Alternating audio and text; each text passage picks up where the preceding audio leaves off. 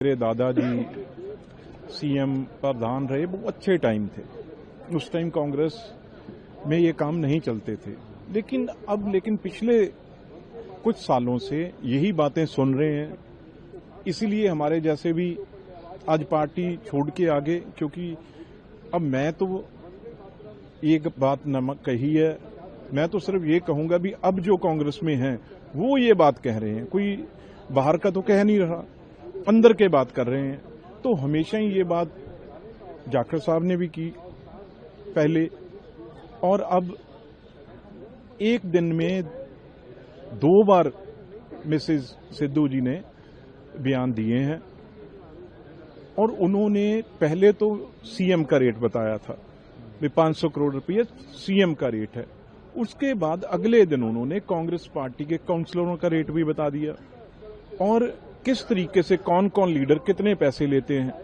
अब भैया बात 2 है, जहां तो कांग्रेस पार्टी इन लीडरों को निकाले जिनके ऊपर उन्होंने आरोप लगाए हैं, पर मुझे लग रहा है कांग्रेस पार्टी इसके ऊपर कभी इंक्वायरी नहीं करेगी।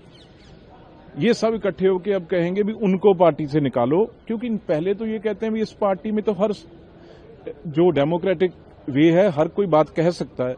अगर उन्होंने ये बात कही है, आपके वो कांग्रेस पार्टी के प्रेसिडेंट रहे हैं, आपके कांग्रेस पार्टी के वो 5 साल से थोड़ा कम मंत्री रहे हैं, और अगर वो ये बात कह रहे हैं तो अब उन लीडरों पे जिनको आपने सीएम बनाया, जहां जिन्होंने ये टिकटें बेची हैं, उनकी आप इंक्वायरी तो करें।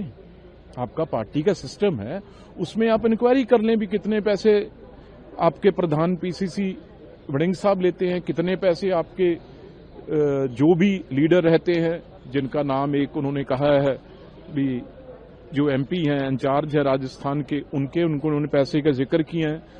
बजाय इसका मुंह बंद करने की बजाय उनके अगेंस्ट आज कांग्रेस वाले बोल रहे हैं, मैं सुन रहा हूं, इसके बजाय उनकी बात पे इंक्वायरी करनी चाहिए, एक उस पर रिपोर्ट आनी चाहिए, तब तो पता चलेगा भी वो कह रहे हैं।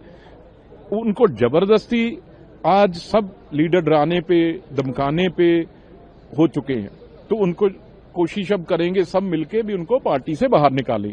पर जो उन्होंने कहा है वो सच, ये नीचे वर्कर पिसता है, जो आम वर्कर है, जो कल कुछ बनना चाहता है, कुछ ओहदा लेना चाहता है, डिस्ट्रिक्ट प्रेसिडेंट है, वो इनकी बोली लगती है, काउंसलर सरपंचों की अभी ब्लॉक समिति जिला परिषद की उसकी बोली लगी है, एक बाई इलेक्शन थी उसकी बोली लगी है।